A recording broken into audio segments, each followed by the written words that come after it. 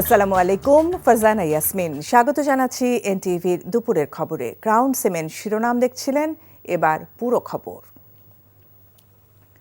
টঙ্গীর তুরাগ তীরে শুরু হয়েছে তাবলিগ জামাতের বিশ্ব ইজতেমার প্রথম পর্ব। জুমার নামাজে অংশ নেন লাখো মুসল্লি। এর আগে বাদ ফজর পাকিস্তানের মৌলানা জিয়াউল হকের আমবয়ানের মধ্য দিয়ে শুরু হয় দিনের আনুষ্ঠানিকতা। মুসল্লিদের সুবিধার্থে প্রথম পর্ব দুই ভাগে ভাগ করা হয়েছে, যেখানে অংশ নিচ্ছেন মৌলানা জুবায়েরের অনুসারীরা। গাজীপুর থেকে নাসির আহমেদের পাঠানো রিপোর্ট।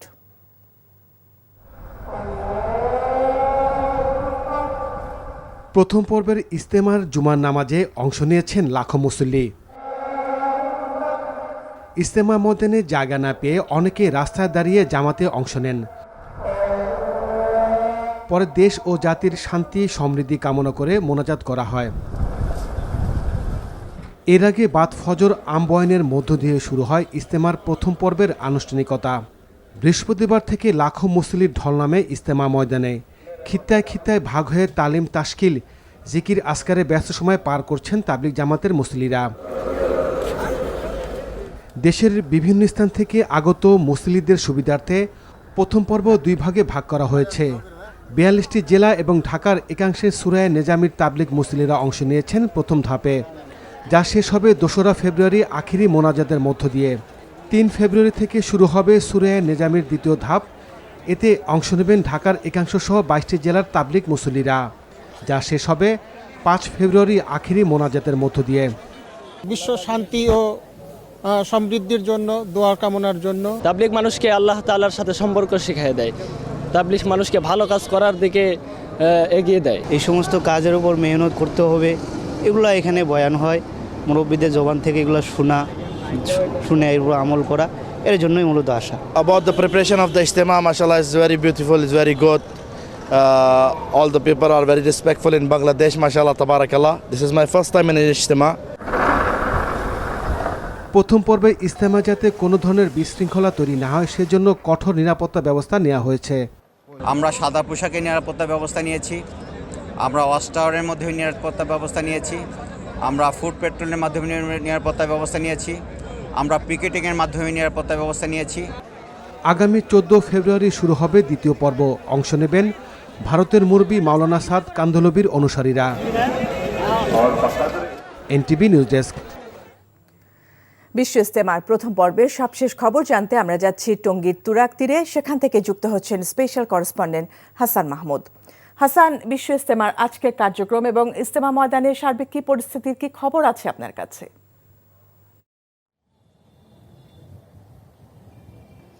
কিছুক্ষণ আগেই জুমার জামাত অর্থাৎ জুমার জামাতে নামাজ পড়েছেন বিপুল সংখ্যক, প্রায় লক্ষাধিক মানুষ, এবং সেই জুমার নামাজ শেষ হয়েছে। জুমার নামাজের পরে একটি জানাজা অনুষ্ঠিত হয়েছে এবং জানাজার পরে এখন কিন্তু মানুষ সুন্নাত নামাজ পড়ছেন। এবং যারা আশপাশ থেকে এসেছেন এই জুমার জামাতে অংশ নিতে, মূলত বিশেষ করে এই টঙ্গীর তুরাগ তীরের আশপাশে যে এলাকাগুলো রয়েছে, উত্তরা, টঙ্গী, গাজীপুর সহ যে আশপাশের এলাকা, সেইখান থেকে যারা এই জামাতে শুধু অংশগ্রহণ করতে এসেছেন তারা কিন্তু বাড়ি ফিরছেন এবং বাড়ি ফেরার পথে রয়েছেন। এবং এইখানে জুমার নামাজ অনুষ্ঠিত হয়েছে এবং এর মধ্য দিয়ে কিন্তু আজকে শুরু হলো অর্থাৎ এইবারের বিশ্ব ইজতেমা, যেটি প্রতিবার হয়ে থাকে।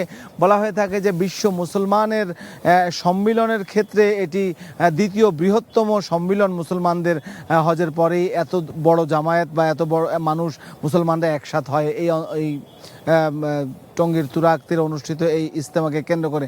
ইজতেমার আসলে মূল উদ্দেশ্য হচ্ছে কালিমার দাওয়াতকে ছড়িয়ে দেওয়া। এখন নামাজ শেষ হয়েছে, সুন্নাতের পরে এখানে খাওয়া দাওয়া অর্থাৎ মধ্যাহ্ন ভোজের পরে কিন্তু আবারও কিন্তু তাঁবুতে এই তাঁবুগুলো রয়েছে যে পেছনে, সেই তাঁবুতে কিন্তু দিন এবং ইসলামের কথা অর্থাৎ আখিরাত, কিভাবে পৃথিবীতে কল্যাণ পাওয়া যাবে এবং পরবর্তীতে অর্থাৎ পরের যে জিন্দেগি, মৃত্যুর পরের জিন্দেগিতে কিভাবে সফলতা পাওয়া যাবে, কিভাবে বেহেশত পাওয়া যাবে, সেই বিষয়গুলো, সেই ফিকিরগুলো এখানে করা হবে এবং সেই প্রশিক্ষণ দার্স এখান থেকে দেওয়া হয়।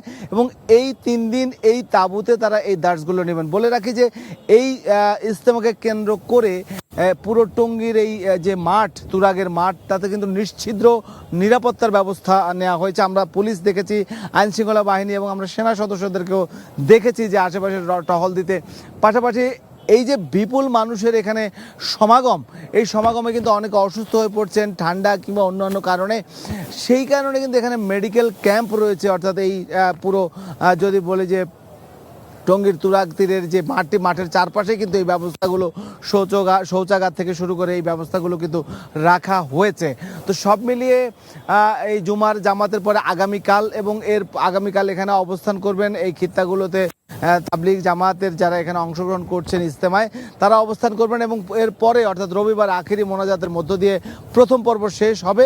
এবং আজকে এই মূলত প্রথম পর্বের এই ইজতেমায় মূলত অংশগ্রহণ করছেন বাংলাদেশের যে তাবলিগের মুরব্বী রয়েছেন মাওলানা জুবাইর আহমেদ, তার অনুসারীরা, এবং এরপরে ভারতের যে মুরব্বী রয়েছেন মাওলানা সাদ কান্দলবি, তার অনুসারীরা পরবর্তী দ্বিতীয় পর্বের ইজতেমায় অংশগ্রহণ করবেন। তো এখন পর্যন্ত শান্তিপূর্ণভাবেই ইজতেমা অনুষ্ঠিত হচ্ছে। টঙ্গী থেকে জানছিলাম বিশ্ব ইজতেমার প্রথম পর্বের খবর। ফেব্রুয়ারি প্রথম দিন আগামীকাল শুরু হচ্ছে বাঙালির প্রাণের উৎসব অমর একুশে গ্রন্থমেলা। বইমেলাকে কেন্দ্র করে বাংলা একাডেমি প্রাঙ্গণ ও সোহরাওয়ার্দী উদ্যান জুড়ে চলছে শেষ মুহূর্তে প্রস্তুতি। শনিবার বিকেলে মেলার উদ্বোধন করবেন অন্তর্বর্তীকালীন সরকারের প্রধান উপদেষ্টা ডক্টর মোহাম্মদ ইউনূস। এদিকে আজ মেলার নিরাপত্তা ব্যবস্থা পরিদর্শন করে ঢাকা মহানগর পুলিশ কমিশনার বলেছেন, মেলায় উস্কানিমূলক বই প্রকাশ রুখতে নজরদারি করা হবে। সাদরিনা খন্দকারের রিপোর্ট। বছর ঘুরে আবারও দরজায় কড়া নাড়ছে প্রাণের উৎসব। অমর একুশে গ্রন্থমেলার দুয়ার খুলছে শনিবার, তাই তো স্টল প্রস্তুতের মহাযজ্ঞ চলছে বিশাল এলাকা জুড়ে। বেশিরভাগ স্টলই প্রস্তুত বই প্রেমীদের বরণ করে নিতে। নতুন বইয়ের গন্ধ আর পাঠকদের মিলন মেলায় দেখা মিলবে সাহিত্যের নতুন জাগরণ। আর রংতুলির ছোঁয়ায় সাজছে প্যাভিলিয়ন আর 5 শতাধিক স্টল। বরাবরই আমাদের প্রত্যাশা থাকে যে মেলা ভালো হবে, তো এবারও একই প্রত্যাশা আছে যে মেলা আমরা ভালো পাবো এবং সাড়া পাবো পাঠকদের কাছ থেকে। প্রতিবারের তুলনায় এবার আশা করছি মেলা আরো ভালো হবে। এবার সবার বাক স্বাধীনতা দেখা যাচ্ছে, সবাই একতা আছে, এই জন্য ভাবছি সবাই একসাথে আসলে ভালো হবে। প্রস্তুতি এখনো চলছে, সব গুছাচ্ছি, বইয়ের ক্যাটাগরি অনুযায়ী অর্গানাইজ করছি। শুক্রবার মেলা প্রাঙ্গণ পরিদর্শন করেন ঢাকা মেট্রোপলিটন পুলিশের কমিশনার শেখ সাজ্জাদ আলী। অপ্রীতিকর যে কোনো পরিস্থিতিতে পুলিশের সতর্ক অবস্থান থাকবে বলে জানান তিনি। সার্বক্ষণিকভাবে আমাদের অফিসাররা থাকবে এবং রাত্রেও আমাদের সিনিয়র অফিসার এখানে অবস্থান করবেন। ঢাকা মেট্রোপলিটন পুলিশের বাইরেও র্যাব, সিটি এবং অন্যান্য আইনশৃঙ্খলা বাহিনীর সদস্যরা, গোয়েন্দা বাহিনীর লোকেরা সার্বক্ষণিকভাবে তথ্য সংগ্রহ এবং নিরাপত্তা ব্যবস্থায় আমাদেরকে সাহায্য সহযোগিতা করবে। শনিবার বিকেল 3টায় বাংলা একাডেমি প্রাঙ্গণে মেলার আনুষ্ঠানিক উদ্বোধন করবেন অন্তর্বর্তী সরকারের প্রধান উপদেষ্টা ডক্টর মুহাম্মদ ইউনূস। এবারের মেলায় তুলে ধরা হবে জুলাই অভ্যুত্থানের নানা দিক। এবারের মেলায় অংশ নিচ্ছে সর্বোচ্চ 708টি প্রকাশনা প্রতিষ্ঠান। এর মধ্যে বাংলা একাডেমি প্রাঙ্গণে 99টি ও 609টি প্রতিষ্ঠান থাকছে সোহরাওয়ার্দী উদ্যানে। গত বছরের মতো এবারও প্যাভিলিয়ন থাকবে 37টি। সাদরিনা খন্দকার, এনটিভি নিউজ, ঢাকা। শিল্প, গৃহায়ন ও গণপূর্ত মন্ত্রণালয়ের উপদেষ্টা আদিলুর রহমান খান বলেছেন, চট্টগ্রামে খাল খননের নামে ব্যাপক অনিয়ম, দুর্নীতি এবং টাকা পাচার হয়েছে। এ কারণে রাষ্ট্রের হাজার হাজার কোটি টাকা ব্যয় করেও সুফল আসেনি। তিনি বলেন, চট্টগ্রামের জলাবদ্ধতা নিরসনে আন্তরিক অন্তর্বর্তী সরকার। আগামী বর্ষার আগেই দৃশ্যমান অগ্রগতি পেতে সবকটি সেবা সংস্থাকে সমন্বিতভাবে কাজ করতে তাগিদ দেওয়া হয়েছে। সকালে চট্টগ্রামের বিভিন্ন এলাকায় খাল খনন ও পরিচ্ছন্নতা কার্যক্রম পরিদর্শনকালে এসব কথা বলেন উপদেষ্টা। এ সময় Chittagong city mayor doctor Shahadat Hossain সহ অন্যরা উপস্থিত ছিলেন। আদিলুর রহমান বলেন, আগামী বছরের মধ্যে চট্টগ্রামবাসী জলাবদ্ধতা থেকে শতভাগ নিষ্কৃতি পাবেন। সমন্বয়হীনতা ছাড়াও টাকা পাচার হয়েছে প্রচুর। দেশের অর্থনৈতিক অবস্থা একেবারেই খারাপ করে দেওয়া হয়েছিল। আমরা সেখান থেকে রিকভার করার চেষ্টা করছি। আর যেই খালগুলো কখনোই এত বছর দেখা হয়নি। প্রধান চ্যালেঞ্জ হচ্ছে আপনার এই খালকে পানি প্রবাহের মধ্যে নিয়ে আসা। পানি তো বন্ধ হয়ে আছে, তো প্রধান চ্যালেঞ্জ তো এটাই, এবং এটার ক্ষেত্রে যে সমন্বয় দরকার সমন্বয়টা হয়েছে।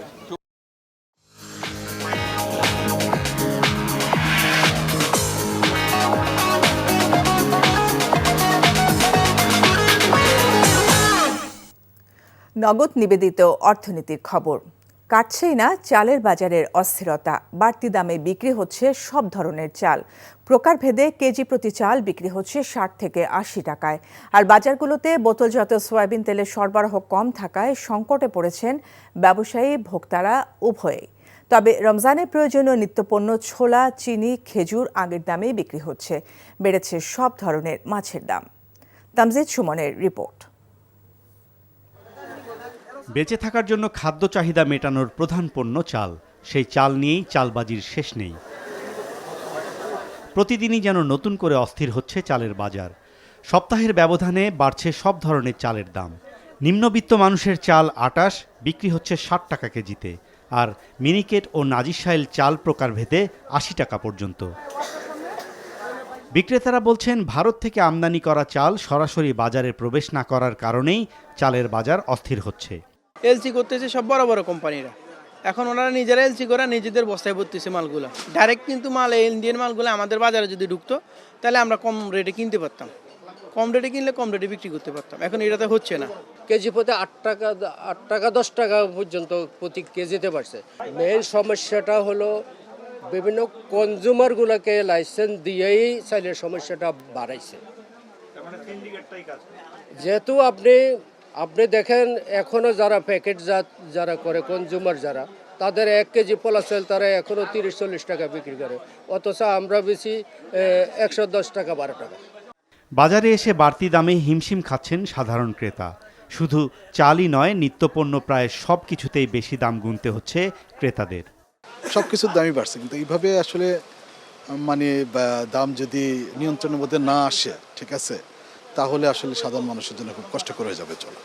মধ্যবিত্ত বলে তো আর কোনো বিত্ত নাই, সব এখন হয়ে গেছে। এখন ধরেন হচ্ছে যারা উচ্চবিত্ত আছে, ব্যবসায়ী আছে, তারা চলতে পারতেছি, চাকরিজীবীদের অবস্থা খুবই খারাপ। গত কয়েক সপ্তাহ ধরেই বোতলজাত সয়াবিন তেলের সরবরাহ কমিয়ে দিয়েছে বিপণনকারী প্রতিষ্ঠানগুলো। ফলে এর প্রভাব পড়ছে বাজারগুলোতে। সাপ্লাই কিন্তু নাই, খুব কম, সাপ্লাইটা খুব কম। রোজার সময় বাড়তি একটু চাহিদা থাকে, তো চাহিদার তুলনায় বাজার একটু সামথিং একটু বাড়তে পারে। স্বস্তির বিষয় হলো আসন্ন রমজানের প্রয়োজনীয় পণ্য খেজুর, ছোলা, চিনি আগের দামেই বিক্রি হচ্ছে। সেই সাথে সব ধরনের মুরগির দামও কিছুটা কমেছে, আর সব ধরনের সবজি ক্রেতার নাগালের মধ্যেই আছে। তবে রাজধানীর বাজারগুলোতে বাড়তি দামে বিক্রি হচ্ছে সব ধরনের মাছ। Tamjid Suman, NTV news, Dhaka. তরুণদের নিয়ে নতুন রাজনৈতিক দল গঠিত হতেই পারে, তবে তাদেরই ক্ষমতায় বসানোর মনোভাব থাকলে অন্তর্বর্তী সরকারের পক্ষে তা সামাল দেবার অবস্থা নেই বলে মনে করেন ঢাকা বিশ্ববিদ্যালয়ের রাষ্ট্রবিজ্ঞান বিভাগের অধ্যাপক ডক্টর সাব্বির আহমেদ। এনটিভিকে দেয়া সাক্ষাৎকারে একথা বলেন তিনি। আর ক্ষমতায় আসার আগে এবং পরে রাজনৈতিক দলের কথা ও কাজের মিল না থাকলে কি হতে পারে 5 আগস্ট তা দেখিয়ে দিয়েছে বলেও মন্তব্য করেন তিনি। বর্তমান বাস্তবতায় বিদেশি শক্তির সাথে সম্পর্ক উন্নয়ন ও সহায়তা বাড়ানো অন্তর্বর্তী সরকারের জন্য গুরুত্বপূর্ণ বলেও মত তার। রিপোর্ট করছেন রোকন উদ্দিন। 5 আগস্ট শুধু ক্ষমতার পালাবদলই ঘটেনি, দেশের প্রেক্ষাপটে বদলে গেছে অনেক কিছু। রাজনৈতিক দলের চরিত্র আর জনগণের সাথে সম্পৃক্ততা কেমন হবে তাও নতুন করে ভাবার সময় এসেছে বলে মনে করেন বিশ্লেষকরা। দেশের প্রয়োজনে যেই সংস্কার নিয়ে এত কথা তা শুরুর পাশাপাশি যে কোনো রাজনৈতিক দলেরই ক্ষমতায় আসার পর তা বাস্তবায়ন করাও গুরুত্বপূর্ণ বলে মনে করেন ঢাকা বিশ্ববিদ্যালয়ের এই অধ্যাপক। ধরে নিচ্ছি যে বিএনপি ক্ষমতায় আসবে, ধরে নিচ্ছি আর কি, তাদেরকে বলতে হবে যে আমরা যদি ক্ষমতায় যাই এই কাজগুলো করব। তারা 31 দফা করবে না, এটা আমি জানি, এলে বলে লাভ নেই। হ্যাঁ, কিন্তু তারা কি করবে, মানে অন্ততপক্ষে এই 5ই আগস্টের পরে আমরা রাজনীতিক শক্তির কাছে এই জিনিসটা চাই, কথা এবং কাজের মিল। ক্ষমতায় আসার পরে যিনি আসুক, স্যার যে দলই আসুক, তারা যদি বলে এই সংস্কারের সবকিছু বাতিল, হ্যাঁ, করতে পারে কি? বাতিল হইলে আমরা বলে নেব যে এরা বিশ্বাসঘাতক। তাদের কাছ থেকে লিখিত নিতে হবে, আপনার পরিষ্কার কথা, ওয়াদা করতে হবে তাদের এবং সেটা হবে মানে kind of consensus, grand national consensus. এর মাঝেই ছাত্ররা নতুন দল গঠন করবেন বলে জানিয়েছেন প্রধান উপদেষ্টাই। তা নিয়েও আলোচনা আছে দেশ জুড়ে। ডক্টর সাব্বির আহমেদের মতে নতুন দল গঠন হলে 53-র সাথে আরেকটি নিবন্ধিত রাজনৈতিক দলের সংখ্যা বাড়বে, কিন্তু মূল বিষয় হিসেবে সামনে আসবে তাদের উদ্দেশ্য। হয়তো ওনারা মনে করছেন যে এই রাজনৈতিক দলকে তৈরি করার অর্থ হচ্ছে একে কোনো না কোনোভাবে ম্যানিপুলেট করে ক্ষমতায় নিয়ে আসা, কিন্তু সেটা কোনো দিনে সম্ভব না। আমার মনে হয় না এটা সম্ভব। সেটা হলে দেশ আরেকটা নতুন ক্রাইসিসের মধ্যে পড়বে। সেটা ট্যাকেল দেওয়ার মতো ক্ষমতা অন্ততপক্ষে ইন্টারিম গভর্নমেন্টের নাই। তাদের যদি একটা সুনির্দিষ্ট আদর্শ নিয়ে যদি ধরে মাঠে কাজ করে হবে, কিন্তু বিষয়টা যদি এরকম হয় যে দল কিছু ব্যক্তিকে সার্ভিস দেওয়ার জন্য একটা দল গড়ে উঠেছে, জাতীয় পার্টির মতো বা অন্যান্য যে কিংস পার্টির মতো, হ্যাঁ, কিছু লোকের আত্মসমৃদ্ধির জন্য তারা দল করছে, তাহলে ওই দল টিকবে না। দেশের অভ্যন্তরের নানান বিষয়ের সাথে আলোচনায় আছে বিদেশি সহায়তায় কিছুটা টান পড়া আর দেশের অর্থনীতিও। সেখানেও দেশের রাজনৈতিক দলের সাথে ঐক্যমতের মাধ্যমে বহির্বিশ্বের সাথে সম্পর্ক জোরদার গুরুত্বপূর্ণ বলে মনে করেন এই বিশ্লেষক। অনেকগুলো পাওয়ার আমাদের হোস্টাইল করে ফেলছি, আমরা ভারতকে হোস্টাইল করে ফেলছি পলিটিক্যাল কারণে, আমেরিকা হোস্টাইল, তাই না? এখন আপনার অর্থনীতি সংকটের মধ্যে, এখন আপনি এই বিদেশি সাহায্য ছাড়া আপনি চলতে পারবেন না। ইন্টারিম গভর্নমেন্টেরও উচিত যে রাজনৈতিক নেতাদেরকে নিয়ে একটা কালেকটিভ প্রচেষ্টার মধ্যে নিয়ে আসা, সম্মিলিত প্রচেষ্টার মধ্যে, যাতে দূরত্বটা নিজেদের মধ্যে তৈরি না হয়। নির্বাচন নিয়ে অন্তর্বর্তী সরকারের রোডম্যাপ ঠিক আছে এবং নির্বাচন কমিশন তার সক্ষমতা অনুযায়ী স্বাধীনভাবে কাজ করার সুযোগ পেলে গ্রহণযোগ্য নির্বাচন হবে বলেও মনে করেন doctor Sabbir Ahmed. Rokonuddin, NTV news, Dhaka. সপরিবারে সৌদি আরবে ওমরায় যাওয়ার পথে অসুস্থ হয়ে পড়ায় সংযুক্ত আরব আমিরাতের দুবাইতে জরুরিভাবে হাসপাতালে ভর্তি করা হয়েছে সাবেক স্বরাষ্ট্র প্রতিমন্ত্রী লুৎফুজ্জামান বাবরকে। বর্তমানে তিনি দুবাই হাসপাতালে জরুরি বিভাগে চিকিৎসাধীন রয়েছেন। বাবরের ঘনিষ্ঠজনরা জানিয়েছেন তিনি সুস্থতা বোধ করলে তাকে সৌদি আরবে নিয়ে যাওয়া হবে। সংযুক্ত আরব আমিরাত বিএনপির আহ্বায়ক জাকির হোসেন জানান, এয়ারলাইন্সে তিনি বুকে ব্যথা অনুভব করলে ফ্লাইটের অভ্যন্তরে তাৎক্ষণিকভাবে তাকে চিকিৎসা দেওয়া হয়। পরে দুবাই বিমানবন্দরে ফ্লাইট অবতরণের পর চিকিৎসকরা তাকে জরুরি সেবা দেন। এরপর বৃহস্পতিবার স্থানীয় সময় রাত 11:30টার দিকে তাকে হাসপাতালে ভর্তি করা হয়। সেখানে তিনি নিবিড় পরিচর্যায় রয়েছেন। জুলাই আগস্ট ছাত্র অভ্যুত্থানে হত্যার ঘটনায় দায়ের করা একটি মামলায় সাবেক সমাজ কল্যাণমন্ত্রী নুরুজ্জামান আহমদকে 5 দিনের পুলিশ রিমান্ড মঞ্জুর করেছেন আদালত। বৃহস্পতিবার রাতে রংপুর নগরীর সেন্ট্রাল রোডের একটি বাসা থেকে তাকে গ্রেফতার করে পুলিশ।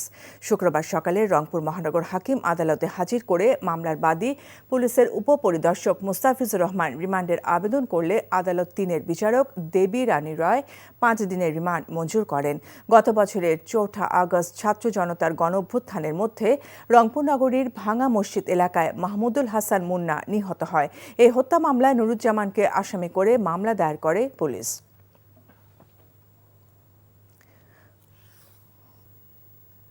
রাজধানী সহ দেশের বিভিন্ন এলাকায় আজ সকালে আকাশ ছিল মেঘলা, কোথাও কোথাও পড়েছে ঘন কুয়াশা। সামান্য বৃষ্টিও হয়েছে দেশের 2-1 স্থানে। তবে এতে তাপমাত্রা কমেনি, বরং রাজধানীতে সর্বনিম্ন তাপমাত্রা আজ একদিনের ব্যবধানে প্রায় 5 ডিগ্রি সেলসিয়াস বেড়ে গেছে। আবার দেশের গড় সর্বনিম্ন তাপমাত্রাও আজ বেড়েছে। আবহাওয়া অধিদপ্তর বলছে এমন অবস্থা আগামীকালও থাকতে পারে। আগামী রবি ও সোমবার তাপমাত্রা সামান্য কমতে পারে। আগামী 24 ঘন্টায় নোয়াখালী ও কুমিল্লা অঞ্চল সহ ঢাকা, ময়মনসিংহ, বরিশাল ও সিলেট বিভাগের 2-1 জায়গায় হালকা বৃষ্টি বা গুড়ি গুড়ি বৃষ্টির সম্ভাবনা রয়েছে। এছাড়া দেশের অন্যত্র অস্থায়ীভাবে আংশিক মেঘলা আকাশ সহ আবহাওয়া প্রধানত শুষ্ক থাকবে। একই সঙ্গে দেশের বিভিন্ন জায়গায় দিনভর কুয়াশাচ্ছন্ন থাকতে পারে। এই ছিল দুপুরের খবরে। এই খবরের ভিডিও সহ আপডেট জানতে ভিজিট করুন এনটিভি অনলাইন www.ntvbd.com। এছাড়াও এনটিভির জনপ্রিয় সব অনুষ্ঠান ও খবরের আপডেট জানতে ভিজিট করুন আমাদের ইউটিউব ও ভেরিফাইড ফেসবুক পেজ। 5টায় দেশের খবর দেখার আমন্ত্রণ রইল। এতক্ষণ সাথে থাকার জন্য ধন্যবাদ সবাইকে।